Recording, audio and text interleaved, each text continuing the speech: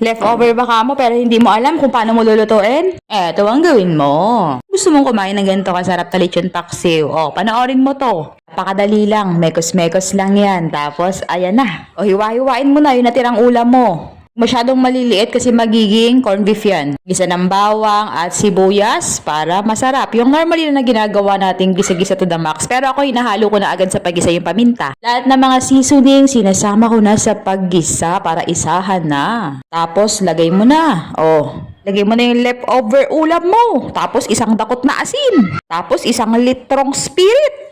Mas marami, mas masarap. Charot lang, yun tama lang. Tapos konting pitik ng suka, lagyan ng oyster sauce, lagyan ng garlic powder. Limutan mo ng lahat, wag lang harino. Tapos megos mo na yan. Tapos eto optional lang naman yan. Gusto ko lang yung mamula-mula ng konti, yung aking lechong paksiw. O, syempre man tumas. Almost done. Mausok-usok, mainit-init pa. O, ayan, mas masarap kainin pag mainit. Kaya,